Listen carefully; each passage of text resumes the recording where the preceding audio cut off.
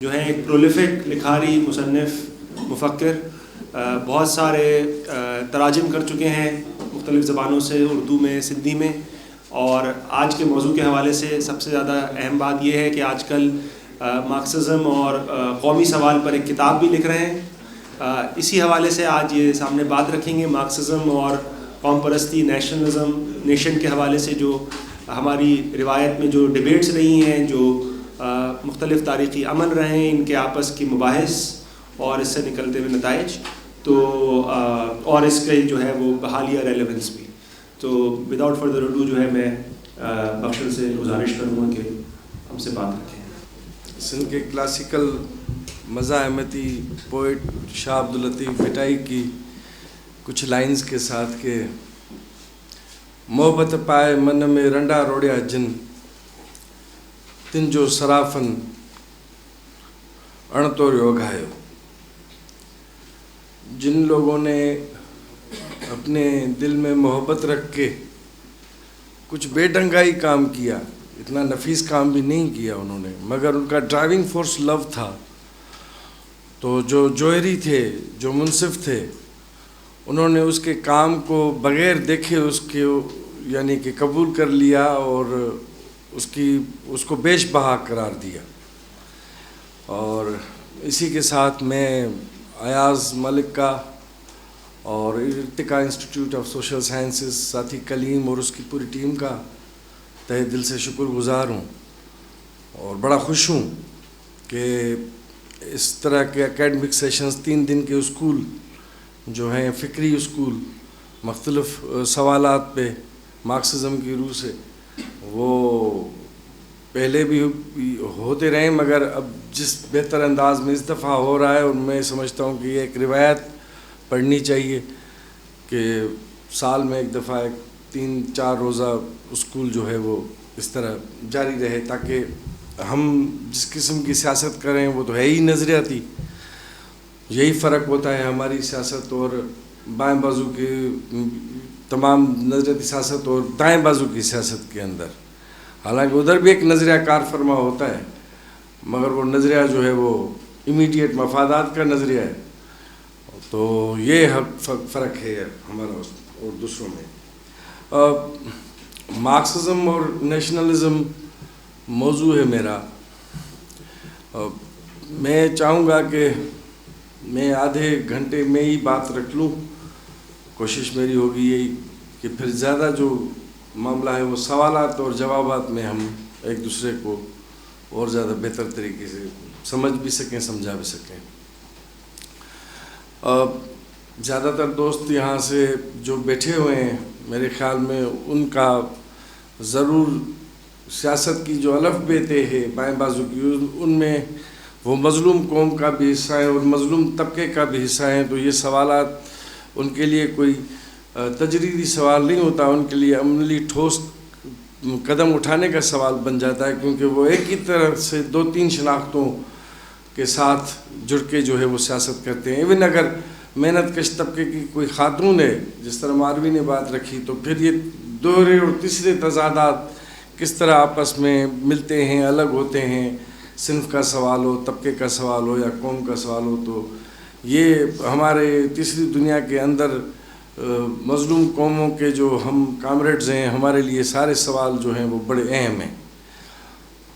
Marks کے دور میں سمجھا گیا تھا، مارکس نے تھوڑا بہت لکھا تھا قوموں پہ اور قوموں کے سوال پہ، مگر چونکہ یہ سوال جو ہے وہ بنیادی طور پہ سامراجی نظام، سامراجیت کے ساتھ جڑا ہوا سوال ہے، تو اس سوال پہ بعد کے مارکسسٹوں نے بہت زیادہ کام کیا. کل بھی ایک لیکچر تھا امپیریلزم پہ اور اچھی بات ہوئی تھی، تو اس حوالے سے پھر ہم اس پہ بھی جائیں گے، اس پہ بھی بات کریں گے. تو یہ کہا جاتا تھا کہ مارکسسٹوں کا زیادہ زور کلاس پہ رہا ہے اور وہ دوسرے تضادات کو اتنی زیادہ اہمیت نہیں دیتے. مارکس نے بھی نہیں دی. میں نہیں سمجھتا کہ مارکس نے نہیں دی، مارکس نے اپنے دور کے حساب سے ضرور دی ہے، مگر یہ ضرور تھا کہ مارکسسٹ مفکرین اور لیڈرز جو تھے انٹرنیشنل، وہ سمجھتے تھے کہ with the pace of time مالیاتی سرمایہ کا جس طرح پھیلنا ہوگا اور جس طرح national boundaries, national states globalisation کے لیے جگہ چھوڑیں گی تو نیشنل کوسچن اور نیشنلزم بھی کمزور پڑے گا، مگر ہم دیکھ رہے ہیں کہ اس طرح ہوا نہیں. آج بھی قوم پرستی اور قومی سوال جو ہے وہ ہر جگہ کے خاص کر کے تیسری دنیا کے ایکٹیوسٹوں کے لیے، پولیٹیکل ایکٹیوسٹوں کے لیے اور مفکرین کے لیے بڑا اہم سوال ہے. ساتھی حاجرہ بیٹھی ہوئی ہیں، وہ کہہ رہی تھیں کہ میں اگر فلسطین کی صرف 1-2 ویڈیوز دیکھی ہیں تو میں تیسری ویڈیو دیکھنے کے لیے جو بھی آن لائن ہو رہی میں دیکھ نہیں پا رہی. اتنا ظلم اور جبر جو فلسطین غزہ میں اس وقت ہو رہا ہے. یوکرین اور روس کا جو جھگڑا ہے وہ بھی آپ کے سامنے، جس میں پیوٹن جو ہے وہ لینن کو گالیاں دیتا رہتا ہے کہ اس نے خامخواہ یوکرینوں کو ایک الگ قوم کر دیا، قوموں کے حق خود ارادیت کے چکر میں، اور ہمارے گلے میں ڈال دیا. اور ہم دیکھ رہے ہیں کہ ٹینشنز ہر جگہ پہ موجود ہیں، کیونکہ پولیٹیکلی اسپیکنگ ہم آج بھی کے ہائیسٹ اسٹیج آف کیپٹلزم والے دور میں جی رہے ہیں، تو ان ایون ڈیولپمنٹ اس کا خاصا ہے. تو اس لحاظ سے پھر یہ سوال ہمارے لیے رہتا ہے اور رہے گا. اور یہی بحث تھی انفیکٹ روزا اور لینن کے بیچ میں بھی. روزا سمجھ رہی تھی لکسمبرگ کے قومی سوال اور قوم پرستی کا جو سوال ہے یہ کیپٹلزم کی ارلی ڈیولپمنٹ کے ساتھ جڑا ہوا ہے، جبکہ لینن کہتا تھا یہ اس طرح نہیں ہے. یہ ان ایون اور کمبائنڈ ڈیولپمنٹ جو انہرنٹ لا ہے امپیریلزم کا، اس کے ساتھ جڑا ہوا سوال ہے، اور اسی وقت تک ریلیونٹ رہے گا جب تک یہ معاملہ موجود رہتا ہے. سملیرٹیز جو ہیں، مماثلت جو ہے مارکسزم اور قوم پرستی کے اندر یا نیشنلزم مارکسزم کے اندر، وہ یہ کہ دونوں جدیدیت کے نظریے ہیں. جدیدیت سے مراد سرمایہ دارانہ نظام کے سوالات ہیں. یہ اس سے پہلے کے سوالات نہیں ہیں. اس سے پہلے طبقے تھے، مگر اس سے پہلے جو سماج تھا وہ ہسٹری جو تھی وہ ایکٹ تھی، عمل تھی. جدیدیت نے اس ایکٹ کو تھیوری میں بدلا ہے. پہلی دفعہ تاریخ ہمارے سامنے موضوع بنی. پہلے تاریخ سرگرمی تھی، ہم سرگرمیاں کرتے تھے، الانگ کلاس لائنز بھی کرتے ہوں گے، الانگ نیشنل ایتھنک لائنز بھی کرتے ہوں گے، مگر یہ علم کا بننا، ہر چیز علم بن جائے، تو یہ جدیدیت کی مہربانی تھی. اس جدیدیت نے اپنے وطن سے یہ تمام نظریات جو ہیں، سیاسی فکر، نہ صرف مارکسزم اینڈ نیشنلزم مگر کنزرویٹزم بھی کہہ لیں، لبرلزم بھی کہہ لیں، انارکزم بھی کہہ لیں، یہ تمام جو نظریے ہیں وہ اس جدیدیت یا سرمایہ دارانہ دور 2-3 صدیوں کی کہانی کی جس میں یہ تمام پیدا ہوئے، اس سے پہلے اس کی مثال نہیں ملتی. مارکسزم کے جو ترکیبی اجزاء تھے، آپ سب پڑھے لکھے ساتھی ہیں، آپ سمجھتے ہیں کہ مارکسزم بھی ایک تھیوری اینڈ پریکٹس ہے جو کہ کلاس کو اپنا بنیاد بناتی ہے اور ڈائلیکٹیکل میتھڈالوجی سے وہ سمجھتی ہے، اور اپنے روح میں انٹرنیشنلسٹ ہے اپنے فلسفے میں. تو اس کے جو ترکیبی اجزاء تھے وہ بھی ہم سمجھتے ہیں کہ پولیٹیکل اکانومی تھی برطانیہ کی، ریکارڈو ایڈم سمتھ کا کام تھا، اور at the same time France کی سیاسیات تھی. جو بھی پولیٹیکل لٹریچر وہاں سے پیدا ہوا، پہلا یہ بھی کوئی اتفاق کی بات نہیں ہے کہ مارکسزم کی ترکیبی اجزاء میں بھی انہی ممالک اور انہی علوم کا بہت بڑا ہاتھ ہے جن کا خود نیشنلزم میں بھی، کیونکہ پہلے جو کام قومی سوال پہ اور قوموں پہ کیا تھا وہ بھی جو ہے وہ فرانس میں بہت زیادہ ہوا. ویسے بھی فرانس کو کہتے ہیں کہ وہ سیاسیات کے حوالے سے وہ استاد ملک رہا ہے اور اس نے بہت کچھ سکھایا. بہت ساری پولیٹیکل ٹرمنالوجی جو ہے آج اب بھی ہم دائیں بازو بائیں بازو کی استعمال کرتے ہیں، وہ بھی فرانسیسی انقلاب کی مہربانی ہے. تو فرینچ یوٹوپین سوشلسٹ ہوں، ہمارے ولگر مٹیریلسٹ جن کو کہا جاتا تھا، وہ بھی زیادہ تر وہ وہیں سے تھے. تو ان کا جو کام تھا مارکسزم اس سے مستفید ہوا.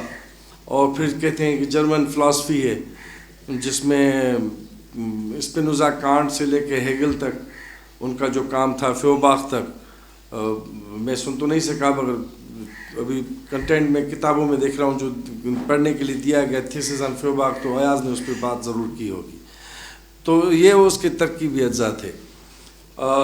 خود نیشنلزم کے حوالے سے دیکھیں، میں نے اس پہ کچھ لکھا تھا، میں اس کو پڑھ لیتا ہوں سیدھا سیدھا، کہ وہ بھی اسی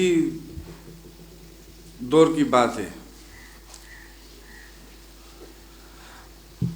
جو ڈیفینیشن عام طور پہ آج کل اکیڈمیا میں، ورلڈ اکیڈمیا، کیونکہ نیشنل اسٹڈیز ایک بہت بڑا شعبہ ہے جس پہ بہت کام ہو رہا ہے آج کل. تو گیلنر ایک بڑا ماڈرنسٹ تھنکر ہے، اور اس نے کہا تھا کہ قوم پرستی ایک ایسا اصول ہے جس میں قومی اور سیاسی یونٹ کی آپس میں موافقت ہو اور وہ ایک دوسرے کو کمپلیمنٹ کرتے ہوں. یہ تعریف سب قبول کرتے ہیں، تمام قوموں کا یہی ہوتا ہے کہ ہم کسی نہ کسی طرح سے نیشنل اسٹیٹ بنے، فریڈم ہو یا آٹونامی، یہ ان کی سیاست کا ایک کارنر اسٹون ہوتا ہے، بنیادی مقصد ہوتا ہے. تو گیلنر کا بھی یہی تھا کہ جو سیاسی اور ثقافتی یونٹ ہیں وہ جو ہے وہ آپس میں مل جائیں. اسی طرح ہم دیکھتے ہیں کہ نیشنلزم ایک تھیوری بھی ہے اور ایک تحریک بھی ہے، اور ایٹ دا سیم ٹائم کسی بھی ایک کمیونٹی اور آبادی، چاہے اس کے ممبر حقیقی ہو یا امکانی. اینڈرسن ایک بندہ تھا، اس نے بھی ایک کتاب لکھی تھی امیجن کمیونٹیز، اور یہ بھی ایک بحث تھا. جس طرح فیمنزم پہ ماروی سے سوال ہوا کہ either feminism is organic a movement or thought that originated from below, from soil and history, or it is a social construct کہ اوپر سے آپ نے نافذ کر دیا. تو یہ بھی قوم پرستی کے حوالے سے بھی یہ بحث چلتی رہتی ہے کہ یہ کیا کوئی کنسٹرکٹ ہے یا یہ سبجیکٹو معاملہ ہے یا آبجیکٹو ہے. اور تو دونوں معاملات میں ہم کوئی بھی قوم پرستی نظریہ تب پیدا کرتی ہے جب وہ خود ایک ثقافتی وجود سے ایک سیاسی وجود بنے. سیاست ایک کارنر اسٹون ہے، سیاست اس کی بنیاد ہے. سیاسی بننا ہی قوم پرستی کی تعریف. ہم عام طور پہ قوم اور قوم پرستی اور قومی سوال میں فرق نہیں کرتے، اگر جب ہم صرف اسپیسیفکلی قوم پرستی پہ بات کریں تو وہ ایک پولیٹیکل تھیوری اور موومنٹ دونوں ہے. اور جس طرح مارکسزم کے حوالے سے ہم بات کریں کہ وہ بھی تھیوری بھی ہے اور پریکٹس بھی ہے. جو تھوڑا بہت دوسری سملیرٹی ہے کہ دونوں ماڈرن تہذیب، جدیدیت کی مہربانی ہے، دونوں نظریے وہیں سے پیدا ہوئے. تو دوسری جو سملیرٹی ہے وہ ان کا ایمنسیپیٹری پولیٹکس کا، مزاحمتی سیاست میں، اینٹی اسٹیٹس کو پولیٹکس میں نیشنلزم اور مارکسزم دونوں کا حصہ ہے. کتنا ہے، کیسے ہے؟ مارکسزم تو ہم کہتے ہیں کہ ایک بائیں بازو کا نقطہ نظر ہے. نیشنلزم کے حوالے سے یہ اسٹرکٹلی کہا نہیں جا سکتا کہ یہ اسٹرکٹلی کوئی بائیں بازو کا ہی نقطہ نظر ہے. اس کا اسپیکٹرم بہت بڑا ہے، اس کے اندر جو ہے مختلف رجحانات ہوتے ہیں.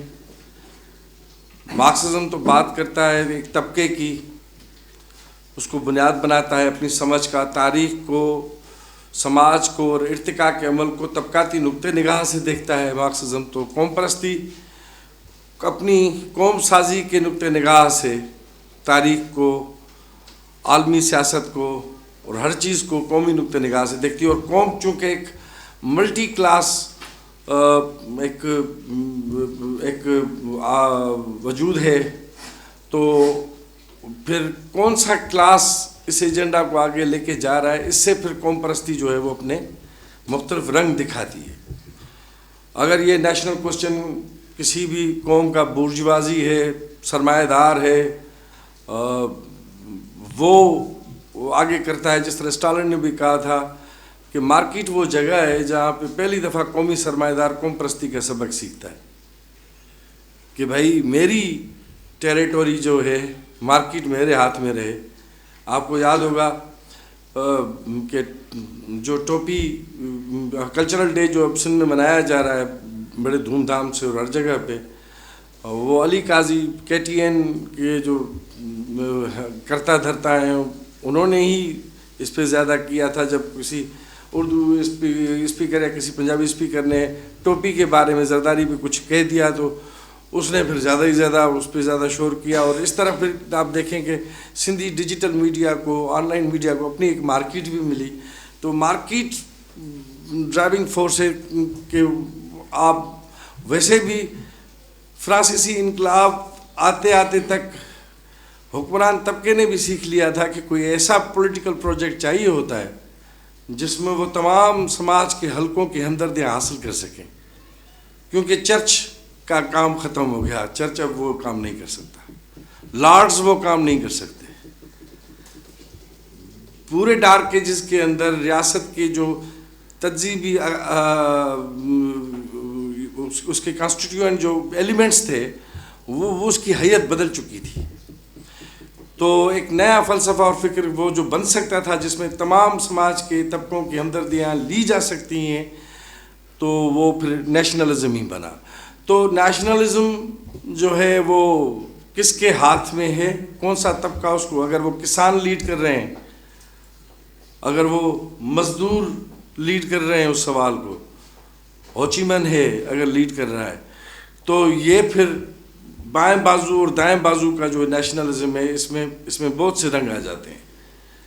اسٹیٹ نیشنلزم بھی ہے. آج کل ایک جاپانی ایک رائٹر ہے، اس کا کہنا ہے کہ پورا گلوبل سسٹم جو ہے وہ 3 چیزوں کی اکائی پہ کھڑا ہے: اسٹیٹ، نیشن اینڈ کیپیٹل. اس کا انٹر پلے ہے آپس میں. سرمایہ ہر جگہ پہ جاتا ہے، اس کی حیثیت، اس کی روح یہی ہے کہ وہ ہر جگہ پہ جائے اور جہاں پہ پرانی دنیا بسی ہوئی ہے تو اس کو اپنی شکل پہ ڈھالے اور اس کو کنزیوم کرے، اس کے ریسورسز کو بھی، اس کی سستی محنت کو بھی، اور یہ اس کی فطرت ہے. مگر یہ سعودیہ میں جب جاتا ہے سرمایہ تو تھوڑا وہابی بن جاتا ہے، ایران میں جب جاتا ہے تو تھوڑا شیعہ بن جاتا ہے، اور چین میں جب جاتا ہے تو تھوڑا سیکولر بن جاتا ہے. مگر کام اس کا وہی ہے، مگر فرق پڑتا ہے. اسٹیٹ ریگولیشنز بھی کاؤنٹ کرتے ہیں، اور پھر قوموں کا اپنا تہذیب اور ارتقاء، اس کا تینوں کا انٹرپلے. تو یہ ایک امپارٹنٹ بات ہے کہ وہ اس کے ساتھ موجود ہے. تو اگین میں اس ڈفرینٹ کلرز کی بات کر رہا تھا. اس طرح کلرز آپ کو مارکسزم کے اندر بھی ملیں گے. آپ روسی مارکسزم ایک الگ کیٹیگری ہے، یورپین مارکسزم ایک الگ کیٹیگری ہے، ایشین مارکسزم ایک الگ کیٹیگری ہے، اور مارکسزم لیننزم ایک دوسرا جہان ہے. جڑے ہوئے ہیں آپس میں مگر فرق بھی ہے. اس طرح ماؤزم، ٹروٹسکائزم اور بلا بلا بلا جوچے نظریہ، بہت اس کا بھی اپنی جہان ہے. قوم پرستی کے فکر کے حوالے سے تو خیر اس کی پولیٹیکل ڈائیورسٹی تو یہ ہے ہی ہے، مگر اس کی اوریجنیشن کے حوالے سے بھی جو اکیڈمیاں ہیں وہ ڈیوائیڈ ہے. اس میں میں موٹی بات کرتا ہوا چلوں تو پرائموڈلسٹ ہیں، پیرینیلسٹ ہیں جو کہ کہتے ہیں کہ قومیں تاریخی ہیں، آج جگات سے ہیں، اور قومیں ہیں تو پھر قوم پرستیاں بھی موجود ہیں، اور ٹائم امموریل سے ہیں اور وہ سدا رہیں گی. اور ان کس کے نتیجے تضاد میں پھر ماڈرنسٹ ہیں. آج کل تو ماڈرنسٹوں کا ہی زیادہ غلبہ ہے کہ بھائی یہ اتنا پرانی تہذیبیں تھیں، اور ہمارے ہاں بھی جو بھی انڈس سویلائزیشن ہے یا میسوپوٹیمیا یا بیبلونی، جو کچھ یہ تہذیبیں تھیں، قومی شومی کا معاملہ اس وقت نہیں بنا تھا. یہ انگریز ایک قوم آ کے ہم پہ جب غالب ہوئی تو پھر ہمیں بھی کوئی ایسی، اگر رابندر ناتھ ٹیگور کے الفاظ لوں تو ایک مشین نے آیا جس کا نام قوم پرستی تھا، اس نے ہم پہ قبضہ کیا، تو ہمیں اسے مقابلہ کرنے کے لیے دوسری مشین بنانی پڑی، ایک دوسری قوم پرستی بنانی پڑی، ہندوستانی قوم پرستی، جس کے نتیجے میں اس کا مقابلہ کر سکیں. اور یہ اور بات ہے کہ ٹیگور کو یہ پریشانی تھی کہ اگر ہم سب مشینیں بن گئے تو پھر ہم روح کہاں سے لائیں گے. تو یہ ہے کہ مذہبی قوم پرستی بھی ہوتی ہے، جاگیرداری قوم پرستی، دائیں بازو کی بھی بہت سی قوم پرستی کے اشکال ہیں، ریاستی قوم پرستی بھی ہوتی ہے، اور سامراجی قوم پرستی بھی ہوتی ہے. ہم سب کو پتہ ہے کہ ہٹلر کی پارٹی کا نام بھی national socialist Democrat workers party تھا, اور جو کچھ بھی مسولینی نے ہٹلر نے کیا وہ ایک ایکسٹریم فارم ہے فاشزم کا, وہ بھی نیشنلزم ہے. اور آج بھی پاکستان کے اندر ایک ریاستی قوم پرستی ہے, اور اس کے تضاد میں پھر سماج کی قوم پرستی ہے, پیریفری کی قوم پرستی ہے. ایک پاکستانی قوم پرستی ہے, پھر اس کے جواب میں ہم دیکھتے ہیں کہ سندھی, بلوچ, پشتون, سرائے کی قوم پرستی بھی ہے. پنجابی قوم پرستی تو پاکستانی قوم پرستی میں ڈھل گئی, اس کی اپنی کوئی اور اس کی حیثیت نہیں رہی. تو باقی یہ ہے کہ دوسری یہ قومی سوال بھی موجود ہیں اور قوم پرستیاں بھی موجود ہیں. اسی طرح تمام عوامی قوم پرستی بھی, اگر جاگیرداری قوم پرستی ہے تو عوامی قوم پرستی بھی. تو اس طرح قوم پرستی کوئی ایک ہی قسم کا کوئی ڈھانچہ موجود نہیں ہے, فکری اور تحریک ایک ہی قسم کی تحریک نہیں ہے. میں اگر اس میں اعجاز احمد نے بھی کچھ لکھا تھا, میں اگر تھوڑا پڑھ لیتا ہوں تو زیادہ آسانی ہو جائے گی, کہ یہ کہ قوم پرستی کا ظہور اور اس کی ارتکاب 18ویں صدی اور اس کی 19ویں صدی میں ہوئی, اور اس کی بھی جو جڑیں ہیں وہ امریکی آزادی تحریک اور فرانسیسی انقلاب میں ہیں. قوم پرستی کا لفظ سب سے پہلے 1774 میں ہرڈر نے استعمال کیا تھا, برٹن میں پہلی دفعہ. اور روشن خیالی کے جو مفکرین تھے, جس میں روسو تھا, اور جنہوں نے ایک نئے سوشل کانٹریکٹ کی بات کی تھی اور ریاست کے ساتھ ایک نئے رشتے کی بات کی تھی, تو اس نے کہا تھا کہ عوام اب جو ہے وہ رعایا نہیں ہے, وہ شہری ہے, اور اس کو شہری بننا پڑے گا, ریاست کے ساتھ نئے رشتے میں آنا پڑے گا, اور جو افراد ہیں اس کو اپنی کمیونٹی کے عمومی مفادات پہ اپنے ذاتی مفادات کو قربان کرنا پڑے گا, اور کمیونٹی جو کوئی بھی ہے وہ ایک آئین اور قانون کے ذریعے ریاست کے ساتھ جڑی ہوئی ہے. روسو نے پولینڈ کے لیے بھی ایک آئین کا کنونشن ہو رہا تھا, تو وہیں پہ اس نے بات کرتے ہوئے کہا تھا کہ پولش لوگ جو ہیں آپ تمام اپنے جذبے کو ایک نیا رخ دیں, اور آپ اپنے ذہنوں اور دلوں کو قومی رنگ میں رنگ دیں. ایک دوسری جگہ پہ بھی وہ لکھتا ہے کہ آپ میں سے حقیقی جمہوریت پسند وہی ہے جو حب الوطنی سے سرشار ہے, جو قانون اور آزادی کو اپنی ماں کے دودھ کی طرح عزیز رکھتا ہے, اور یہی پیار اس کے تمام وجود کو تخلیق کرتا ہے. وہ نہیں رہتا جب اس کا وطن نہیں رہتا, اور اگر وہ مرا ہوا نہیں بھی ہے تو وہ مردار سے زیادہ خراب ہے جس کے پاس قوم پرستی نہیں ہے. ایمینول جوزف سائس ایک دوسرا بندہ ہے, وہ بھی تھرڈ اسٹیٹ کو کہتا ہے کہ وہ عوام ہی ہے, قوم عوام ہے, ہم ہیں, یہ بادشاہ قوم نہیں ہے, یہ لارڈز وغیرہ قوم نہیں ہے, تھرڈ اسٹیٹ ہی ہے جو کہ قوم ہے, اور ہم اپنی قوم کو نیا بنائیں گے. فرانسیسی انقلاب کی یہ بھی ایک بہت بڑا انقلاب تھا, اور یہ ایک اور سیاسی بحث ہو جائے گی, میں اس میں پڑھنا نہیں چاہتا کہ ہم پاکستان میں رہنے والے تیسری دنیا کے جو لوگ ہیں, ہمارے لیے کون سا انقلاب زیادہ موضوع ہے. کل کسی نے بھی کہا تھا کہ آپ چینی انقلاب سے زیادہ مثالیں دیتے ہیں, روسی انقلاب سے نہیں دیتے. ہمارے دوست ناصر نوشاد نے سوال کیا تھا. میں تو کہتا ہوں بھائی, مجھے تو ذاتی طور پہ یہ لگتا ہے کہ ہم چینی اور روسی سے کہیں زیادہ فرانسیسی انقلاب کے ساتھ ہماری جڑت زیادہ بنتی ہے. جس قسم کی ہماری حالت ہے تو اس کی اہمیت بہت بڑی ہے, اور ہمارے تمام پولیٹیکل ورکرز کو نا فرانسیسی انقلاب کو بہت گہرائی سے پڑھنے کی ضرورت ہے اور پڑھنا چاہیے. فرانس کا انقلاب ایک ایسا انقلاب تھا جس میں جب وہ شروع ہوا تو پھر انقلاب اپنے بچے کھا جاتا ہے. یہ بھی فرانسیسی انقلاب کی ہے. انقلاب وہ سانپ ہے جو اپنے بچے کھا جاتا ہے.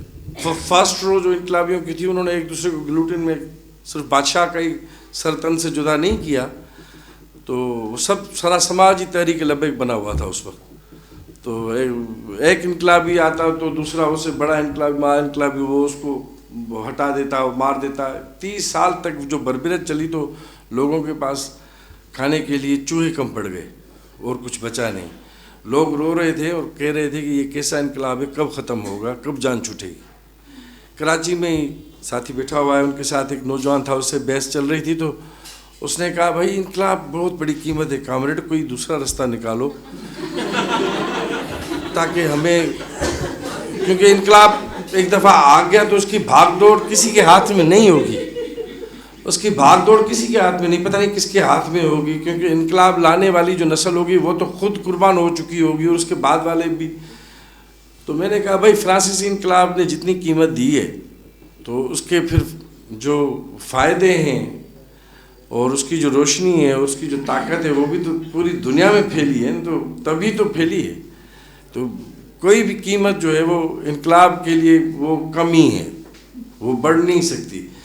تو فرانسیسی انقلاب وہاں پہ بورژوا ڈیموکریٹک ریولوشن کی جو بھی کامیابی جس حد تک بھی ہو سکی، ایکولیٹی، فریٹرنیٹی، یونٹی جو اس کے نعرے تھے جس حد تک بھی مٹیریلائز ہو چکے، مگر فرانس اور امریکی آزادی تحریک یہ دو بڑے وہ واقعات ہیں جس نے پورے یورپ کے اندر، خاص کر کے 1848 میں جب مارکس کمیونسٹ مینیفیسٹو لکھ رہا تھا، اس وقت وہ تہس نہس کر رہا تھا پوری یورپ کی پرانی ریاستوں کو، اور ہر ریاست جو ہے وہ اپنی نئی تشکیل کے عمل سے گزر رہی تھی اور قوم سازی کے عمل کے گزر رہی تھی. 1871 تک تو جرمنی جیسا ملک بھی جو ہے وہ 30 مختلف چھوٹی چھوٹی ریاستوں میں بٹا ہوا تھا، وہ ایک نیشن بعد میں بنا ہے.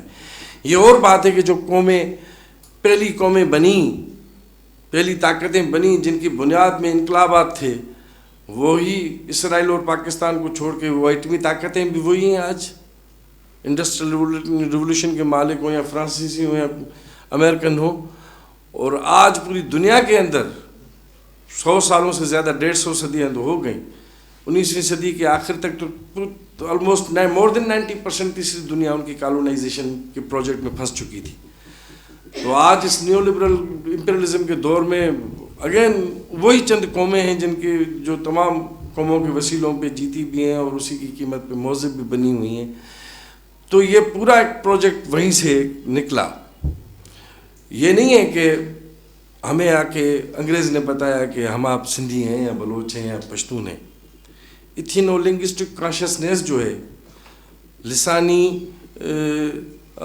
نسلی شعور جو ہے، زبان کے ساتھ جو نتھی ہے، جو ماں کی لوری کے ساتھ، اپنی فوک وزڈم کے ساتھ آپ کو پہلے سے میسر ہوتی ہے. مگر یہ قوم پرستی نہیں ہے. قوم پرستی وہ تب ہوتی ہے جب وہ سیاسی بنتی ہے، کوئی سیاسی اہداف اور مقصد رکھتی ہے، بناتی ہے، تب وہ قوم پرستی ہوتی ہے. اور ہمارے یہاں تو حب الوطنی اور پیٹریوٹزم اور نیشنلزم کو بھی نتھی سمجھا جاتا ہے. یہ بھی ضروری نہیں ہے کہ پیٹریوٹزم اور نیشنلزم، ہر بندہ پیٹریاٹ ہو سکتا ہے جس کو اپنی زمین سے پیار ہے، اپنے لوگوں سے پیار ہے، اپنی ثقافت سے پیار ہے.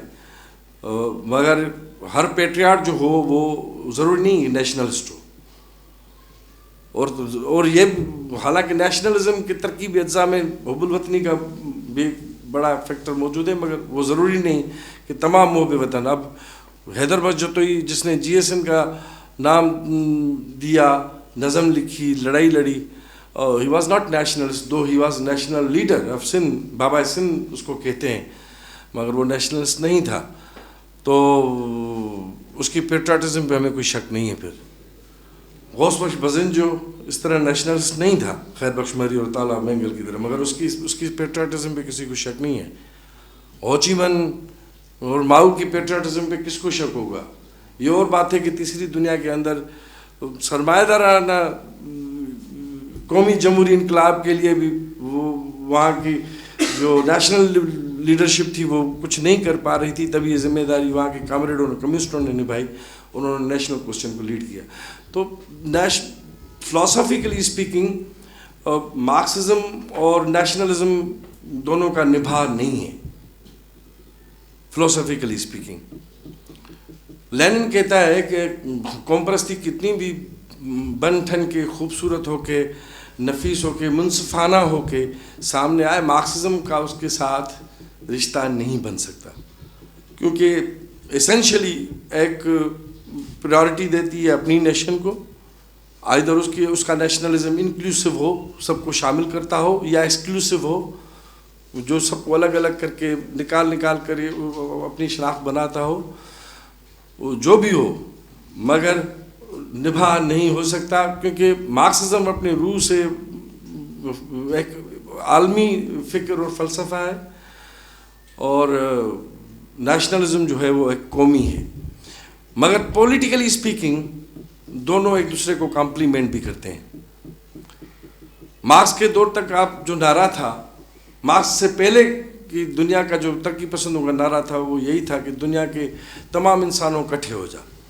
تو مارکس نے کہا بھائی انسان کے جو حقوق ہیں یا انسان کی جو زندگی ہے، انسان کی جو آزادی ہے، وہ کسی جن نے، کسی دیو نے، کسی جانور نے نہیں اسے چھینی، وہ بھی انسان ہیں جنہوں نے اس کی آزادی سلب کی ہوئی ہے. تو ہم کون سے انسانوں کے ساتھ ہیں اور کون سے انسانوں کے خلاف ہیں، کون سے انسانوں کو جمع ہونا چاہیے، یہ بات بہت ضروری ہے. تو مارکس نے پھر کہا کہ دنیا کے محنت کشوں جمع ہو جاؤ. مارکس اپنے دور میں جتنا کر سکا، اس نے آئرلینڈ کے سوال کو دیکھا، اس نے پولش کوسچن کو دیکھا، اس نے اٹلی کی قومی آزادی کی حمایت کی، وہ کرتا رہا.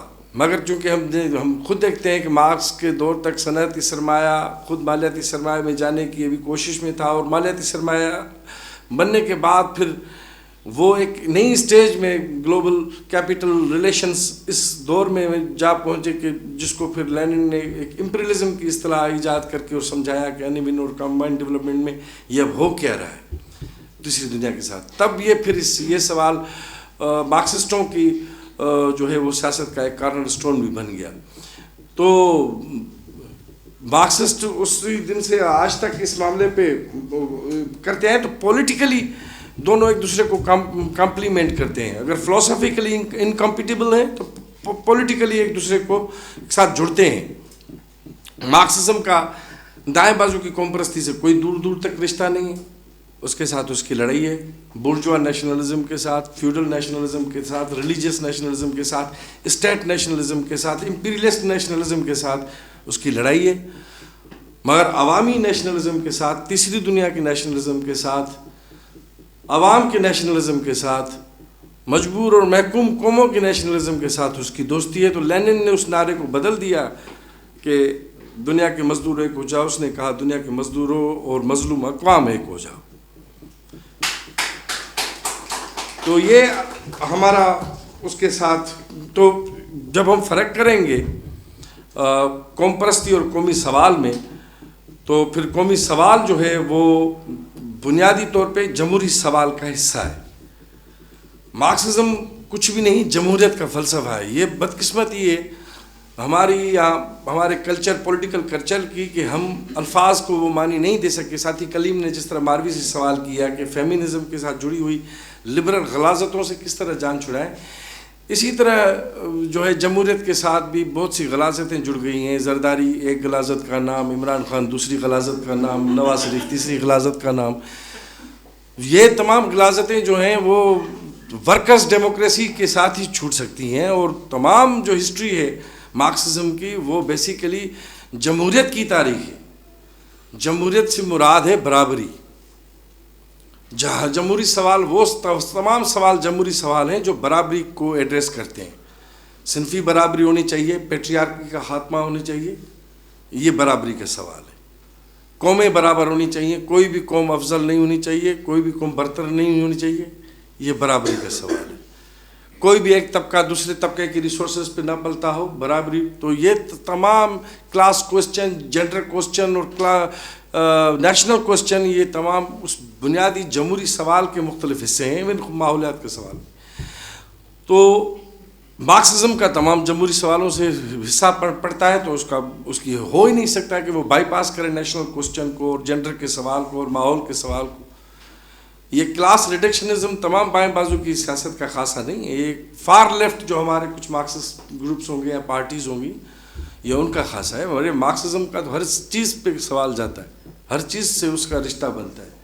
وہ کسی کو ایکسکلوڈ نہیں کرتی، وہ ہر انکلوسیو ہے. قوم کے تشکیلی عناصر جو ہیں، میں اس پہ بھی زیادہ نہیں جانا چاہتا. ہیں تو تمام چیزیں بڑی اہم، زمین ہے، جغرافیہ ہے، زبان ہے، ثقافت ہے،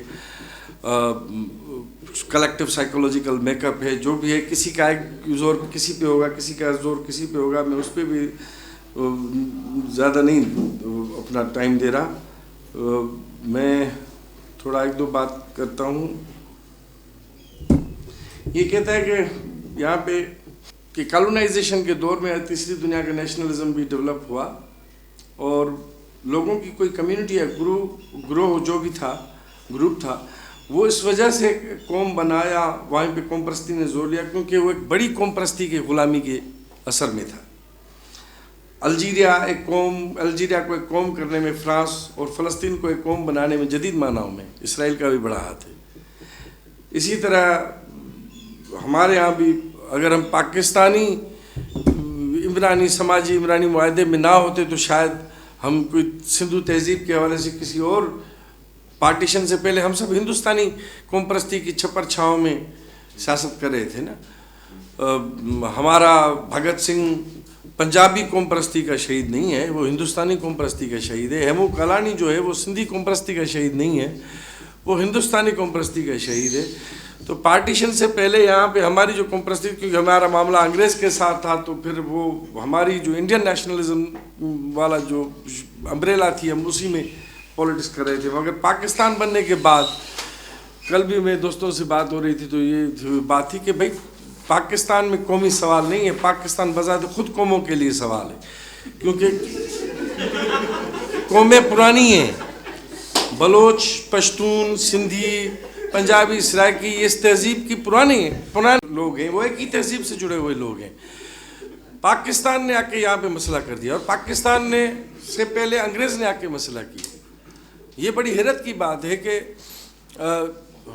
جب انگریز کے قبضے میں ہم آئے 1843 میں, تو اس سے پہلے انگریز نے بہت سے معاہدات کیے تھے, یعنی کہ 18ویں صدی کی آخر میں بھی اس کے معاہدات کلوڑوں سے بھی تھے, پھر تالپوروں سے بھی تھے. ایک معاہدہ جو تھا غالباً 18ویں صدی کے اوائل میں, ایک معاہدہ ایسا تھا تالپوروں کا کہ اس کو کہا گیا کہ آپ پنجاب سے ڈائریکٹ بات نہیں کریں گے, پنجاب آپ سے ڈائریکٹ بات نہیں کرے گا. رنجیت سنگھ تالپوروں سے شکارپور نہیں لے گا, وہ جائے گا پشاور پہ جا کے قبضہ کرے گا, مگر آپس میں آپ ڈائریکٹلی بات نہیں کریں گے, ہم آپ کا میڈیم بنیں گے. تو سوال یہ اس میڈیم کا بن گیا, جس کے نتیجے میں ہمارے قومی سوال کی اور ہمارے یہاں قوم پرستی کی یہ شکلیں بنی. بنگال جب پاکستان کے ساتھ تھا تو وہ بنگالی قومیت تھی, جب بنگال آزاد ہو گیا تو قوم ہو گیا. ہم لوگ کیا کہیں, قومیت اپنے آپ کو کہیں یا قوم کہیں؟ یہ میرے لیے بڑی ضروری بات ہے. ابھی میں زیزیک کو پڑھ رہا تھا کچھ عرصہ پہلے, تو اس نے کہا کہ جو ماحولیاتی تبدیلیاں آ رہی ہیں گلوبل وارمنگ کے بعد, اس میں یہ ہو سکتا ہے کہ دنیا کے اندر بڑی ماس مائگریشن ہو, ٹھیک ہے نا. ایک خطے کے پورے خطے کے لوگ جو ہے وہ کسی اور خطے میں زندگی بسر کرنے کے لیے مجبور ہو جائیں گے موو ہونا. تو اس تناظر میں ہماری, چونکہ ہم مستقبل کے بارے میں ڈیفینیٹ تو نہیں ہو سکتے, لیکن مارکسسٹ یا قوم پرست جو نقطہ نظر ہے اس کے حوالے سے دنیا کو کیسے پھر ہم دیکھتے ہیں کہ کیا ایک سینیریو بنے گا, کیا ریلیونٹ رہے گی قوم پرستی, یا مارکسزم کتنا ریلیونٹ رہے گی اس موقع, کیونکہ یہ بہت ہی تیزی سے یہ تبدیلیاں آ رہی ہیں. اور ہم دیکھ رہے ہیں کہ جو واقعی میں اس دفعہ جو سردیاں فار ایگزامپل پڑی ہیں یا گرمیاں جس طرح پڑتی ہیں, تو واقعی میں انہیبیٹیبل ہوتے جا رہے ہیں کچھ ایریاز. میرے خیال میں جو آپ نے ایک بات کی تھی کہ نیشن اور نیشنلزم کی جو تعریف ہوتی ہے وہ پولیٹیکل ہوتی ہے, یہ ایک بہت سادہ سی بات لگتی ہے, لیکن اس میں بہت پیچھے اس کے پیچھے تھنکنگ ہے, اور بہت ایک ڈیپ بات ہے. تو اس پر ذرا اگر آپ ایلیبریٹ کر دیں تو وہ ساتھیوں کے لیے جو ہے نا وہ بہت یوزفل ہوگا. اور یہ بھی کہ آپ نے ایک لیول پہ یہ کہا کہ فرق ہے قوم پرستی اور قومی سوال میں, تو اس پر بھی اگر آپ بات کریں. زین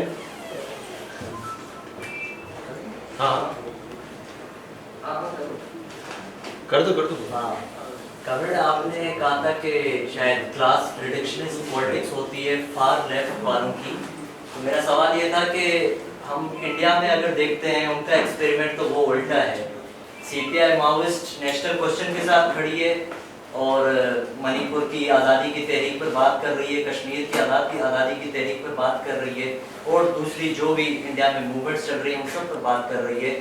اور اس کے اگینسٹ جو سوشل ڈیموکریٹ ریفارمسٹ پارٹیاں جو پارلیمنٹری سیاست کرتی ہیں وہ ان کے اگینسٹ کھڑی ہیں, جو دوسرے کوشچنس کو اٹھا ہی نہیں رہی, اور اپنے جو جدھر ان کی حکومتیں ہیں ادھر بھی اینٹی پیپل وہ ایکشنز کرتی ہیں.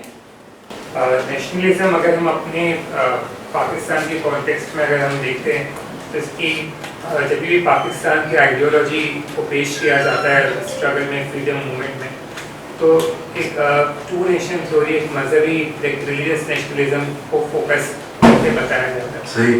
और इवन जो है वो कायदे आज़म की जो स्पीचेस का हवाला दिया जाता है जो आज़ादी से पहले, वो रिलीजियस नेशनलिज्म को करती है। लेकिन फिर जब पाकिस्तान बनने से पहले 11 अगस्त में जब कायदे आज़म ने स्पीच जो की थी, तो उसमें ये नज़र आ रहा था कि वो टू नेशन थ्योरी से हटकर वो एक वन नेशन का कॉन्सेप्ट देना चाह रहे विद इन पाकिस्तान के। अब सब चाहे वो जिस भी रेस से ताल्लुक़ रखते हैं, रिलीजन से ताल्लुक़ रखते हैं, वो एक साथ मिल कर हैं। और फिर बाद में ये कहा गया था कि आप अपनी सिंधी पंजाबी आइडेंटिटी को भूलकर एक पाकिस्तानी बन जाए। लेकिन फिर हम वापस जाते तो बंगाल अलग हो गया हमसे। तो अब हमें किस वे फॉरवर्ड हम क्या देख सकते हैं फॉर फ्यूचर हमारे कंट्री में? एक सवाल मेरा था, मैंने आपको पूरा लेक्चर शुरू से नहीं सुना, लेकिन एक सवाल मेरे जहन में जो हम लोग गर्दिश करता रहता है वो ये है कि फ्यूडलिज्म हिंदुस्तान में ख़त्म हो गई थी बहुत पहले, फिर बंगाल में भी ख़त्म हुई। पाकिस्तान में क्या इम्कानात हैं फ्यूडलिज्म ख़त्म होने के? और जो हमारी आदत जो फ्यूडल्स हो गई, हम सबकी बहुत ज़्यादा वक्त उस तरह से देखते हैं, चलते भी हम लोग उस तरह से, हम लोग मतलब बहुत ज़्यादा इंस्पायर्ड है फ्यूडलिज्म से। तो उसके इम्कानात क्या यहाँ ख़त्म होने को, और मुझे फ्यूडलिज्म को मतलब किस तरह ख़त्म कर सकते हैं? अगर इसका जवाब मुझे दे दो तो सही है। जैसे आपने कहा कारण के मार्क्सिज्म सारे सवालों को एड्रेस करता है। तो अगर हम देखते हैं कि पाकिस्तान के कॉन्टेक्स्ट में कभी कभी जो नेशनल क्वेश्चन का सवाल है उसको सप्रेशन ज़्यादा होती है। तो जब कोई सप्रेस्ड क्वेश्चन होता है वो ज़्यादा उसका रिएक्शन भी आता है। जब रिएक्शन आता है तो उसकी जो लिबरेट है उसमें फिर मार्क्सिज्म का इन्वॉल्वमेंट कितना है? क्या वो उस वक्त भी सारे सवालों के साथ उसके साथ खड़ा होगा नेशनल लिबरेशन में, या सिर्फ जो रिएक्शन आएगा उस नेशनल लिबरेशन का, उस कौमी सवाल का, उसको ही लेकर आगे चलेगा? नहीं होना चाहिए कि तो ये संबंध नेशन को नुकसान होता है। हम एक तरह से अभी तो आजकल डाइवर्सिटी और प्लूरिज्म की बात करते हैं, हम नेशनलिस्ट के अपने आप को कह के इसके क्या वो देखते हैं, क्या बनना चाहिए या नेशनलिस्ट, या इसके नुकसान भी हैं? माना रिएक्शन जो थे तो कौन जो नेशनल जो सप्रेशन जो त असां जॾहिं मार्क्सिस्ट मूवमेंट में इन्वॉल्व थियूं था त उहा हिकिड़ो जॾहिं क्वेश्चन सभिनी खां वधीक मथे उभरे थो, तो उनमें असांजी इन्वॉल्वमेंट सिर्फ़ु उन हिकिड़े क्वेश्चन खे खणी हूंदी या ॿियनि क्वेश्चन खे बि खणी असां कंदासीं? मेरा सवाल तो ये सर कि जो हम कहते हैं कि पाकिस्तान को कोई और चला रहा है, जो हम देखने को मिलते हैं, लेकिन मेरे जैसे लोग नाम लेने से डरते हैं, वो अलग कहानी है सर। तो इनकी भी अपनी कोई आइडियोलॉजी है सर कि हम इस तरह से चला लेंगे तो फ्यूचर में ये होगा ये होगा ये होगा, इनकी भी कोई आइडियोलॉजी है? पहला सवाल सर। दूसरा सवाल ये है सर कि हम कल भी इधर एक हमारे साथी ने बात किया था कि फलाना फलाना इनकलाब हम ले लेते हैं, तो आप यहाँ पर ईरान की इनकलाब पर भी थोड़ा हम इससे भी कुछ इसमें भी कुछ वो नहीं है सर? ईरान की इनकलाब तो ईरान में भी आया था सर। चलो, साथी कलीम ने कहा कि कौमियत और कौम का क्या फ़र्क है। आमतौर पे कौमियत उसको कहा जाता है जो कि कौम साजी, कोई समाजी ग्रोह कौम साजी के अमल से गुजर रहा हो और उसने अपनी कौम बनने के अमल में 2-4 चीज़ें हासिल कर ली हो, मगर 2-4 चीज़ें उसकी रहती हों, तो फिर हम कहते हैं कि अभी कौम नहीं बनी, ये अभी कौमियत है। और ये भी है कि स्टेट आइडियोलॉजी के असर में या हमारे जो सेंटर के मुफक्रीन हैं पंजाब के, रियासत के अंदर इस्लामाबाद के, वो सिंधी बलोच पश्तून कौम परस्ती को कौमियत, इनको कौमें नहीं कहते, इनको कौमियत कहते हैं। और पाकिस्तानी कौम वाली चूरन, क्योंकि वो ख़ुद भी खा रहे होते हैं तो बेच भी रहे होते हैं। भुट्टोज़ भी इसी तरह थे। भुट्टोज़ भी इमरान खान की तरह पब्लिक में जाते थे तो पाकिस्तानी कौम परस्ती बेचते थे, और जब वो अपने बच्चों के साथ होते थे तो फिर उन्हें बताते कि आप सिंधी हो। इन्हें किसी की गला चले। तो ये है।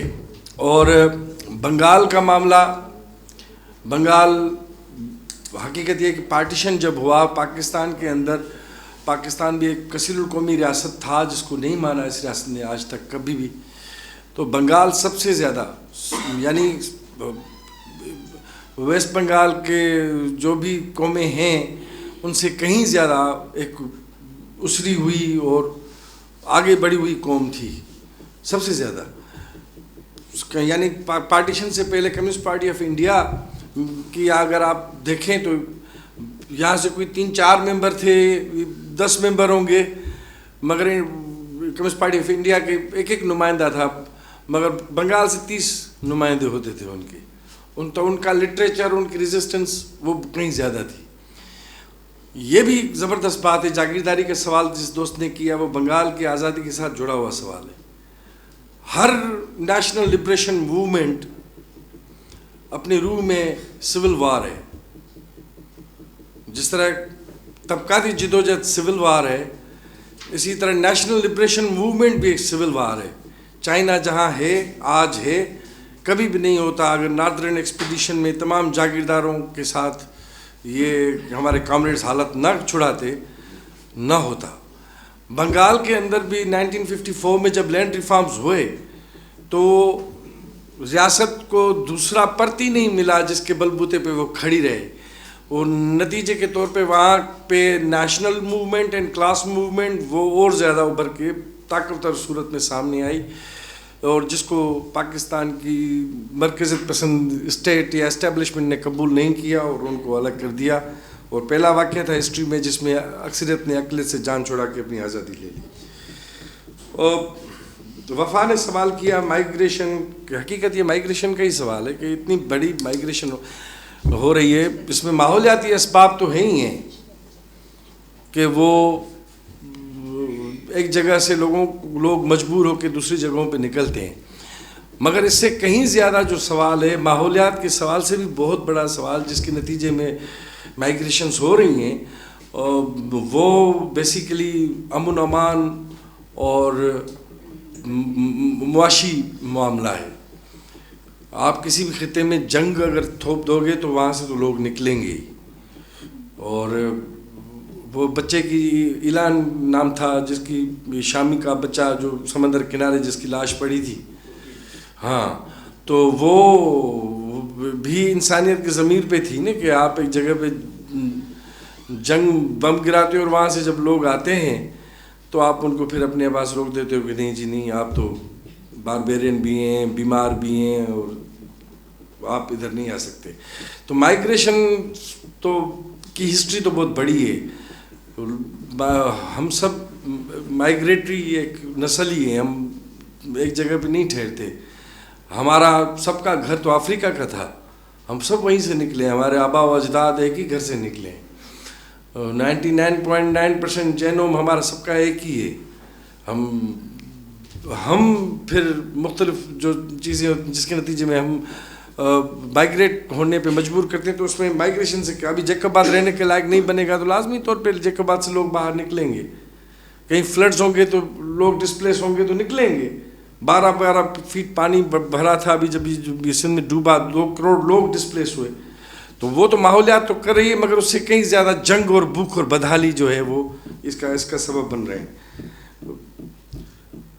ساتھی نے فرق کہا کہ سیاسی وجود کس طرح ہے قوم, اور اس کی تھوڑی آپ گہرائی میں جائیں. اگین میں نے کہا کہ قوم پرستی ایک ایسی ٹہنی ہے جس کو آپ جتنے دباؤ سے کرو دیں گے وہ اس دباؤ سے واپس آئے گی. تو جو دباؤ ہے اس پہ ایک نئی آئیڈینٹی کے ساتھ کوئی آ کے اس کے پہ چڑھ گیا, اس پہ بیٹھ, حالانکہ ہم یہاں پہ زیادہ تر سیکولر لوگ بیٹھے ہوئے ہیں, ہم اپنی اسلامی شناخت کی وجہ سے ہم نے بہت بھگتا ہوا ہے, ہم اس پہ زیادہ زور نہیں دیتے. مگر جب آپ کو اسکینڈینیوین ملک میں, یورپ کے کسی ملک کے ایئرپورٹ پہ کھڑا رکھ کے آپ کے ساتھ حالت کی جائے اور بار بار آپ کو ننگا کیا جائے, تو آپ کا بھی مسلمان ہونے پہ تھوڑا ہوگا, یار میں مسلمان ہوں تو کیا گناہ کیا میں نے. صوبوں کے یہاں چندانی کی ایک مشہور پریس کانفرنس تھی جس میں اس نے کہا تھا کہ میں 3 سروں والی بلا ہوں پاکستانی اسٹیبلشمنٹ کے لیے, اور اب پاکستانی اسٹیبلشمنٹ کو طے کرنا پڑے گا. وہ اگر مجھے ہندو سمجھ کے مارے گی تو میں ہندو سمجھ کے لڑوں گا, وہ مجھے محنت کش سمجھ کے مارے گی میں محنت کش بن کے لڑوں گا, وہ مجھے سندھی بن کے مارے گی تو میں سندھی بن کے لڑوں گا. تو کون سا دباؤ ہے آپ کے اوپر, اس دباؤ کے نتیجے میں تو لازمی ایک سیاسی سوال ہے. آپ کی غلامی اگر سیاسی سوال ہے تو آپ کی آزادی بھی سیاسی سوال ہے. آپ کو غلام کرنے والے کے پاس بھی ایک نظریہ ہے تو پھر آپ بھی اپنے اس نظریے کو پیدا کرتے ہو. آپ کی انٹیلیجنشیا, آپ کا پرنٹ میڈیا, آپ کے دانشور جو پیدا ہوتے ہیں جو پوری تاریخ کو پھر اپنی قومی نقطہ نگاہ سے دیکھنے کی کوشش کرتے ہیں, کیونکہ آج تک ہماری تاریخ تو ہمیں تو صرف جنہوں نے ہمیں غلام بنایا انہوں نے ہماری تاریخ لکھی ہے. انہوں نے ہمیں بتایا کہ موجودہ ہے تمہارے پاس یہ لو 1922 میں ہم نے ڈھونڈ کے دیا. انہوں نے ہمیں سمجھایا کہ کیا تھا. ان کے حساب سے تو یہ تھا, میں بار بار کہتا ہوں کہ ہم تو درختوں پہ چڑھے ہوئے تھے, ہم تو بس وہیں پہ کچھ کھا پی رہے تھے, ہم تو انسان تھے ہی نہیں. انہوں نے آ کے ہمیں انسان کیا. تو وہ جب غلام بنا دیتے ہیں تو ان کا رویہ یہ ہوتا ہے. پھر اس کے نتیجے میں آپ کو ایک پورا پروجیکٹ چاہیے ہوتا ہے, ہسٹری کو, اپنے نیشنل ہیروز کو.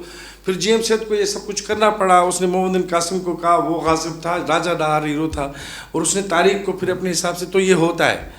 تو یہ ایک پورا ایک سیاسی پروجیکٹ, یہ مارکیٹ کا بننا, نئے کمیونیکیشن ذرائع کا بننا, پرانی سیلف سفیشنسی گاؤں کا ختم ہونا, ایک نیشنل تھریڈ میں بننا, کسی زبان کا اسٹینڈرڈائز ہونا, یہ پوری, میں اس تفصیل میں نہیں جا رہا کہ کس طرح کلونیل رشتوں کے اندر ایک نئی محکوم قوم کے یا لوگوں کی جو قوم سازی کے لاشعوری طور پہ بنیادی تشکیل پاتے ہیں, جس کے نتیجے میں ہم ہندوستانی قوم پرستی بھی پیدا ہوئی, اور اس کے وطن سے پھر آج سندھی بلوچ پشتون قوم پرستی بھی پیدا ہوئی. قوم پرستی اور قومی سوال میں کیا فرق ہے؟ میں نے کہا نا, قوم پرستی ایک نظریہ ہے اور تھیوری بھی ہے, اور وہ جو ہے وہ دائیں اور بائیں بازو کے مختلف شیڈز میں بٹی ہوتی ہے. قومی سوال ہم اس تمام پولیٹیکل کوسچنز کو کہتے ہیں جو کہ کسی بھی قوم کو اسری ہوئی قوم بننے کے راہ میں حائل ہوتے ہیں. بھائی اگر سندھ کا قومی سوال ہم دیکھیں تو ہم کہتے ہیں کہ جاگیرداری بھی ہمارا قومی سوال ہے, بھوک بدحالی تو ہے ہی ہے, جاگیرداری, خود مختاری ہمارا قومی سوال ہے. خود مختاری بلوچوں کو ہونی چاہیے, سندھیوں کو ہونی چاہیے, پشتونوں کو ہونی چاہیے, سرائکیوں کو ہونی چاہیے, سب کو ہونی چاہیے. تو خود مختاری اور آزادی, خود مختاری یا آزادی حاصل کرنے کی راہ میں جو بھی رکاوٹیں ہوتی ہیں ہم ان کو قومی سوال کر کے ایڈریس کرتے ہیں. اور قومی تحریک اور قوم پرست تحریک میں بھی بڑا فرق ہے, یہ بھی سمجھنے کی بات ہے. قوم پرست تحریک وہ ہے جو قوم پرست چلاتے ہیں, اور قومی تحریک اس سے بڑا ایک ٹرم ہے جس میں تمام جو نان نیشنلسٹ پولیٹیکل انٹیٹیز ہوتی ہیں, گروپس ہوتی ہیں, پارٹیز ہوتی ہیں, جن کا حصہ ہوتا ہے قومی سوال میں, وہ بھی ڈالتے ہیں, تو وہ قومی سوال کا حصہ ہوتا ہے. حیدر بچوتوئی was national leader, not nationalist leader. میں نے کہا ماؤ نے جو قومی جمہوری انقلاب لایا چین کے اندر, چیانگ کائی شیک والے, انہوں نے تو وہاں کے قوم پرستوں نے تو اپنی قوم کو بیچ دیا تھا امریکہ کے جھولی میں. تو قومی لیڈر ہیں, قوم پرست لیڈر نہیں تھے. یہ ہو چی من قومی لیڈر ہے, قوم پرست لیڈر نہیں ہے. تو قوم پرستی اور قومی سوال میں اور قومی تحریک اور قوم پرست تحریک میں یہ فرق ہے. قومی تحریک, نیشنل موومنٹ ایک بڑا ٹرم ہے جس میں بہت سے پروگریسو لوگ, ڈیموکریٹس, ٹریڈ یونینسٹ, ماحول دوست حصہ اپنا ڈالتے ہیں قوم پرست ہوئے بغیر. تو یہ ایک فرق ہے, اس میں بھی میں زیادہ نہیں جا رہا. دوست نے کہا کہ فار لیفٹ کی مثال دیکھیں. دیکھیں فار لیفٹ کا معاملہ جو ہے نا وہ نسبتی طور پہ بدلتا ہے. ایک جگہ پہ کچھ دوست جو ہیں, کچھ رجحان جو ہیں وہ سینٹر لیفٹ ہوں گے, دوسری جگہوں پہ جا کے وہ فار لیفٹ بن جاتے ہیں. جو فار لیفٹ ہیں ایک جگہ پہ وہ دوسری جگہوں پہ آ کے ماڈریٹ بن جاتے ہیں یا سینٹر لیفٹ بن جاتے ہیں. ہندوستان اور پاکستان کا تو بہت زبردست فرق ہے اس معاملے میں. یہاں پہ 65 کے اندر جو انٹرنیشنل کمیونسٹ موومنٹ بٹی pro China and pro Soviet lines میں, پاکستان کے اندر ماؤسٹ قدرے تھوڑا رعایت میں رہے. ان کو تھوڑا اسٹیٹ پیٹرونیج, چین ہمارا یار ہے نا, تو اس کی وجہ سے ان کو تھوڑا ملتا تھا. مگر جو ماسکو نواز تھے کامریڈ, انہوں نے تو بڑی ماریں کھائیں, انہوں نے جیلیں کھائیں, انہوں نے سختیاں برداشت کی. ہندوستان میں اس کا الٹ ہے. ہندوستان کے اندر جو ہے وہ جو ماسکو نواز تھے وہ پارلیمنٹ میں, وہ اشتراک میں, وہ کہیں نہ کہیں حصہ گورنمنٹ کا بنے. مگر جو ماؤ نواز تھے وہ زیادہ انقلابی تھے, تو نیشنل کوسچن کو انہوں نے بھی وہاں پہ اس کو بھی اٹھا دیا. کیونکہ وہاں ویسے ہی ان کو مار پڑ رہی تھی، تو وہ تمام جن کو مار پڑ رہی تھی ان کے ساتھ ان کا رشتہ بن رہا تھا. تو یہ ہے کہ کہاں پہ کس کو مار پڑ رہی ہے، اس حساب سے پھر اس کا کوئی رول بنتا ہے، کوئی بنا بنایا رول نہیں ہے.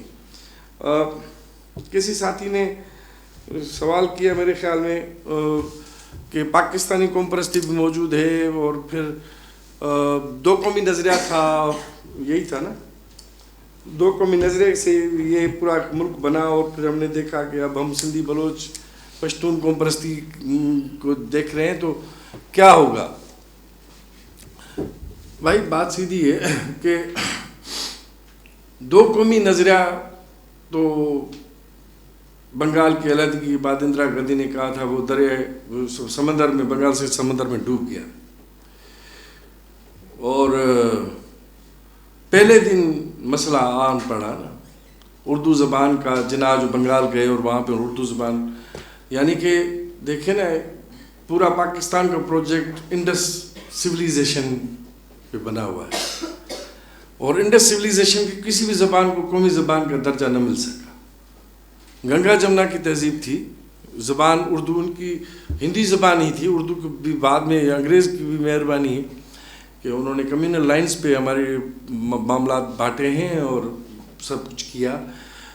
تو زبانیں جو ہیں، جو ہمارا نسلی لسانی شعور بناتی ہیں، جو ہماری دنیا ہے بیسیکلی. زبان صرف رابطے کا ذریعہ نہیں، آپ کی زبان آپ کی دنیا ہے. انسان معنی پیدا کرنے والا جانور ہے، وہ معنی دے کے ہی رشتے بناتا ہے. زبان جو جس میں معنی ہوتی ہے، رشتہ ہوتا ہے، تو وہ آپ کو اسی کو آگے لے کے چلنے کی بات تھی. مگر پہلے دن سے اس ریاست نے اس کو نہیں مانا تو پھر اس کے نتیجے میں لازماً میں نے جس طرح کہا کہ ایک ہری ٹہنی کی طرح جتنا آپ اسے کرو دیں گے اسی فورس کے ساتھ واپس آئے گی. ریاست نے بنگالیوں کو کاؤنٹر کرنے کے لیے پیرٹی کا نظام لائے اور یہاں پہ 1 یونٹ نافذ کیا، اور اس کا نتیجہ سب نے دیکھ لیا کہ کتنی بڑی لڑائی لڑی تمام ملک کے، اور خاص کر کے سندھ میں اس ترقی پسندوں نے. اور وہ بھی ایک بڑی قومی تحریک، صرف قوم پرست نہیں لڑے تھے، تمام ترقی پسندوں نے 1 یونٹ کے خلاف، ریاست کے اس جارحیت کے خلاف انہوں نے لڑی. 1 یونٹ کے بعد انہوں نے ایک قانون بنایا جس پہ انہوں نے نیب پہ پابندی بھی لگائی، نیشنل عوامی پارٹی پہ. وہ تھا prevention of anti national activities act 1974. اس ایکٹ کے حساب سے اگر آپ اپنے آپ کو پاکستانی نیشنل ہونے کے علاوہ بلوچ، پشتون، سندھی، سرائکی نیشنل کہتے ہیں تو آپ غدار بن جاتے ہیں. تو آپ غدار بن جاتے ہیں تو پھر آپ پہ کیس بنیں گے. تو جو ریاست ہماری آپ کی شناخت کو قبول نہیں کرتی تو پھر ایسی ریاست کو قبول کرنے کا جواز ہمارے پاس بھی پھر نہیں ہے، ہونا بھی نہیں چاہیے. وہ کسی نے کہا تھا کہ اگر میری تہذیب اور زبان سے تمہاری تہذیب کو، زبان کو خطرہ ہے تو پھر اس کا مقصد ہے کہ تم اپنی تہذیب اور زبان میرے اوپر تم نے مسلط کی ہوئی ہے. اس کا دوسرا مقصد یہ ہے. تو جب تک کہ آپریشن ہوگا، دباؤ ہوگا، جبر ہوگا، کسی بھی شناخت پہ ہوگا، تو وہ شناخت تو اپنے آپ کو پولیٹیکلی اور زیادہ امپاور کرے گی اور اس کاؤنٹر کرنے کی کوشش کرے گی. وہ اس طرح ختم نہیں ہوگی، وہ رہے گی جب تک کہ پھر برابری اگر ہو جائے تو پھر اس میں فرق نہیں پڑے گا. اگر ہم برابر ہوں تو فرق نہیں پڑے گا کہ ہم میں سے کوئی چانڈیو ہے، کوئی ایوان ہے، کوئی لگاری ہے. پھر جس طرح شہر کاسٹ کا معاملہ ختم کر دیتا ہے، اس طرح شناخت ہوگی، باقی اس کی کوئی حیثیت نہیں ہوگی. سیاست اس کے ساتھ تب ہوتی ہے جب اس کے ساتھ کوئی جبر کا رشتہ جب بن جاتا ہے کسی شناخت کے ساتھ، اس کے ساتھ تب پھر سیاست جڑتی ہے اور وہ تب تک رہے گی. جاگیرداری کا سوال تھا. سچی بات تو یہ ہے کہ سندھ کی قوم پرستی بنگالیوں کے بعد سب سے زیادہ ڈیولپ تھی اور ہے. زبان بھی، یعنی سندھ وہ واحد خطہ ہے جس نے نیشنل کریکولم کو نہیں مانا.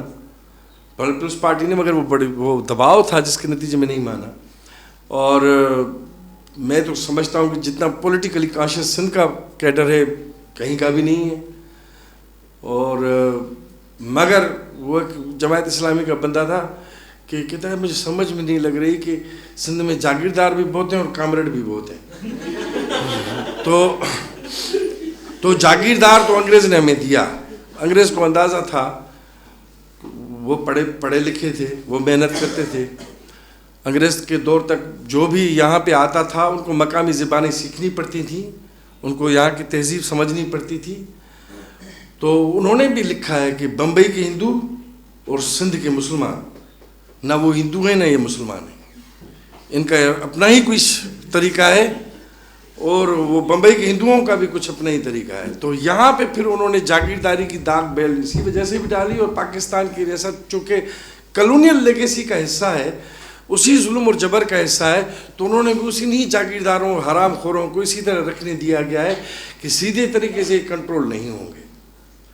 تو ان کو کچھ حرام خوروں کے ہاتھ میں دے دو تاکہ کوئی بات بنی رہے, ورنہ پھر یہ اسٹیٹ. اور گرامچی کہتا ہے نا کہ کیوں یہ ہوا کہ انقلاب روس میں آیا اور ویسٹرن یورپ میں کیوں نہیں آیا.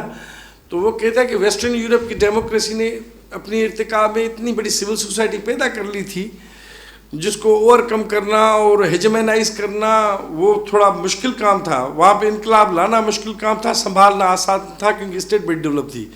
مگر روس کے اندر ریاست پرانی تھی, بیچ میں کچھ ڈھانچے تھے ہی نہیں, اور محکوم اور مظلوم بیزار عوام تھے. عوام جب سیدھی ہوئی تو اس نے ریاست کا معاملہ سیدھا کر دیا, بیچ میں کچھ تھا ہی نہیں. وہاں پہ انقلاب لانا آسان تھا, سنبھالنا مشکل تھا.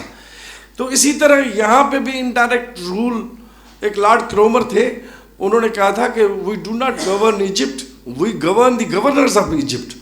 تو گورنرز بنا کے انڈائریکٹ رول کے ذریعے کنٹرول کرنے کا جو معاملہ تھا وہ ان کو زیادہ آسان لگا تھا. تب نیپیر کے ہاں جن جاگیرداروں نے سلامی بھری ان کو لینڈ کا رشتہ پرائیویٹائز کر کے یہاں پہ انہوں نے اس معاملے کو خراب کیا. اور جب تک کہ جاگیرداری موجود ہے سندھ کی قوم سازی کا عمل مکمل نہیں ہوگا. ساتھی کلیم نے سوال کیا کہ کیوں بنگال جو ہے وہ قومیت سے قوم بن گیا. وہ اس وجہ سے بنا کیونکہ اس نے لینڈ ریفارمز کر کے جاگیرداری کا 54 میں خاتمہ کیا تھا, اور جب اس کو ریاست ملی تو وہ قوم ہی ہے. ہم سب قومیں ہیں, ہم قومیتیں نہیں ہیں. مگر اگر ہم کمزور قوم ہیں تو اس کی سبب ہماری انٹرنل جو ہے کمزوری ہے, وہ جراثیم اور بیماری ہے جس نے ہمیں اتنا کمزور کر دیا ہے. ہمارا اسپائنل کارڈ جو ہے وہ اتنا کروڈ ہو گیا ہے کہ ہر جو ہے کانا لنگڑا لولا ہمارے سر پہ چڑھ جاتا ہے اور ہم پہ حکمرانی کرتا ہے. تو ہمیں اس سبجیکٹو بیماری کا علاج اینٹی امپیریلسٹ سیاست کے ساتھ, اینٹی اسٹیٹ سیاست کے ساتھ, اینٹی فیوڈل سیاست کے ساتھ, اینٹی پیٹریارکی سیاست کے ساتھ, اور تمام ڈیموکریٹک سوالوں کو جوڑ کے پھر ہمیں سیاست کرنی ہوگی, تبھی ہم جو ہے وہ کر سکیں گے. ایک ساتھی نے کہا قوم پرستی نہیں ہونی چاہیے. بالکل صحیح. حرام خوری والی قوم پرستی تو بالکل نہیں ہونی چاہیے, ظلم والی قوم پرستی تو بالکل نہیں ہونی چاہیے. کسی نے کہا تھا کہ قوم وطن ہمیشہ ایسی چیز نہیں جس پہ آپ کو سوچ کے فخر ہو. اگر آپ امریکہ کے حصے ہیں, اگر آپ اسرائیلی قوم کا حصہ ہیں, اسرائیلی ریاست کے نیشنل ہیں, تو جو کچھ اسرائیلی اور امریکہ کر رہا ہے, تو اس بندے نے کہا تھا ریاست اور قوم وہ چیز بھی ہو سکتی ہے جس کو سوچ کے آپ کو شرم آئے. ٹھیک ہے نا. تو جب ظالم سامراجی قوم پرستی اور ریاست کے ساتھ میں پیدا اگر وہیں پہ ہو گیا تو بالکل میں اس کا حصہ نہیں بن سکتا. میری انسان دوستی اس چیز کی اجازت نہیں دے سکتی کہ میں اس کو آگے کروں, اس فکر کو اور فلسفے کو, کیونکہ وہ انسانیت دشمن ہے اپنی روح میں. مگر کیا آپ اگر تیسری دنیا کے کسی علاقے میں ہوں اور وہاں پہ آپ کے ساتھ قومی طور پہ ایک جبر ہو, آپ کے ریسورسز بھی لوٹے جا رہے ہوں, آپ کی شناخت, آپ کی زبان پہ بھی قدغن ہو, آپ کی ثقافت پہ بھی قدغن ہو, تو وہاں پہ قوم پرست ہونا میرے خیال میں اچھی بات ہے, بری بات نہیں ہے. قوم پرستی ہماری جیسی سماجوں کے اندر وہ کامن پولیٹیکل سینس ہے. ہمارا جو عام شعور ہے وہ قوم پرستانہ ہے, کیونکہ میں نے کہا نا زبان بھی موجود ہے, ایتھنو لنگوسٹک کانشسنیس بھی ہے, اور پھر جیسے جیسے ہم تھوڑے جوان ہوتے ہیں تو ہم اداروں میں قوم پرستی سیکھتی بھی سمجھتے ہیں, تو وہ گیٹ وے تو ضرور ہے, اور گیٹ وے ہونا چاہیے. بائیں بازو کی سیاست کا گیٹ وے نیشنلزم ہے, third world nationalism, anti imperialist nationalism, یہ مزاحمتی سیاست کا گیٹ وے ہے. اب کوئی بندہ دروازے سے چپٹ کے کھڑا ہو جائے, کوئی آگے کا سفر طے کرے, یہ اس کی مرضی ہے, تو وہ ویلکمنگ ہے. جس طرح ہم سندھی لوگ کہتے ہیں کہ ادب کا گیٹ وے امر جلیل ہے, بندہ پہلے امر جلیل پڑھے گا تو پھر دوستویسکی پڑھے گا نا. یہ تو ہو نہیں سکتا کہ دوستویسکی پڑھ لے پھر امر جلیل پڑھے, یہ نہیں ہوگا. ایک ساتھی نے کہا کہ سوال کا رشتہ ہمارا ان کے ساتھ کیا ہے, ٹیکٹیکل یا نہیں. میں نے پہلے بھی کہا کہ مارکسزم تمام جمہوری سوالات کو ایڈریس کرتا ہے, اس کی سیاست اس کے بغیر ہو ہی نہیں سکتی. تو قومی سوال جو ہے وہ اس کی سیاست کا حصہ ہے. تیسری دنیا کے اندر اس کی صنفی سوال, ماحول کا سوال, قومی سوال اس کی سیاست کا حصہ ہے. اور وہ نیشنل پروجیکٹ, نیشنل بورژوازی نہیں بڑھاتا. نیشنل بورژوازی غداری کرتا ہے, جس طرح جس طرح انہوں نے کیا, چانکائی شیک والوں نے کیا, یا کوئی اور بھی کرتا ہے این ٹائم پہ. جس طرح پیرس کمیون میں فرانسیسی بورژوازی نے کیا کہ جس جرمنی کے ساتھ ان کی لڑائی تھی, اسی جرمنی کے حکمران کے ساتھ مل کے اپنے محنت کش طبقے کو انہوں نے مارا. تو قوم پرست ہونا, جس طرح مسلمان ہونا, لا الہ الا اللہ محمد رسول اللہ کہنے سے مراد یہ نہیں ہے کہ آپ پہ دوزخ حرام ہو چکا, آپ جنتی ہو چکے. اسی طرح قوم پرستی کا کلمہ پڑھنے سے یہ طے نہیں ہوا کہ آپ قوم دوست ہو اور قوم کی آزادی یا قوم کی بھلائی میں آپ کا کوئی حصہ ہے. آپ کا اس کا الٹ بھی ہو سکتا ہے. یہ کوئی ایک چیز نہیں ہے ان کو. تو مارکسزم تو اس سوالات کو دیکھے گا, یہ اس کا کام ہے, اس کو چھوڑے گا نہیں. کسی اور نے کہا کہ حکمرانوں کی بھی کوئی آئیڈیالوجی ہوتی ہے. جی ہوتی ہے. پورا نیو لبرلزم اگر آپ گہرائی میں سمجھنا چاہیں تو یہ ان کی آئیڈیالوجی ہے. سادہ الفاظ میں کہیں کہ جگاڑ ان کی آئیڈیالوجی ہے. آج یہ اس جگہ پہ یہ فٹ کر دو, اس جگہ پہ یہ فٹ کر دو, آج کا معاملہ چلاؤ. مارکس کہتا تھا کہ پورے کیپٹلسٹ موڈ آف پروڈکشن کے اوپر انارکی رول کرتی ہے. ایڈم اسمتھ جس کو کہتا تھا ہڈن ہینڈس آف اکانومی ہمیں چل رہے ہوتے, وہ انارکی جو رول کری ہے وہ کیا ہے, وہ تو اور زیادہ سمجھنا پڑے گا. تو جگاڑ پہ بہت بڑے بڑے لطیفے ہیں, مگر میرے پاس ٹائم نہیں. میں چاہوں گا کہ کوئی اور دوست بھی یہاں پہ بات کرے. اس میں کچھ اور چیز بھی آپ نے کی تھی ایران کی. جی ہمیں تو تمام انقلابوں سے تو کیا, ہمیں رد انقلاب سے بھی سیکھنا چاہیے. مارکسزم کی جتنی بھی سمجھ ہے وہ حاصلات سے اس نے اتنی سمجھ نہیں بنائی جتنی ناکامیوں سے اتنی اپنی سمجھ بنائی ہے. پیرس کمیون سے اس نے سیکھا کہ ریاست کیا ہوتی ہے. اسی طرح ناکامیوں سے بھی, رد انقلاب سے بھی ہم سیکھتے ہیں. ہم سیکھنے کے معاملے میں کنجوس نہیں ہیں. اور کیونکہ مارکس نے کہا تھا جہالت نے آج تک کسی کی مدد نہیں کی, اور ہمیں اس کے پورے یقین ہے, کسی اور کو اس میں یقین ہو نہ ہو, مگر ہمیں ہے کہ جہالت نہیں کر سکتی, مدد علم ہی کر سکتا ہے. اور اپنی ناکامیوں سے سیکھنے کا جذبہ, ہمت بھی ہمیں مارکسزم ہی دیتا ہے. Thank you. محنت کشی اس دنیا سے جب اپنا حصہ مانگیں گے, ایک باغ نہیں ایک کھیت نہیں ہم ساری دنیا مانگیں گے. ایک باغ نہیں ایک کھیت نہیں ہم ساری دنیا مانگیں گے.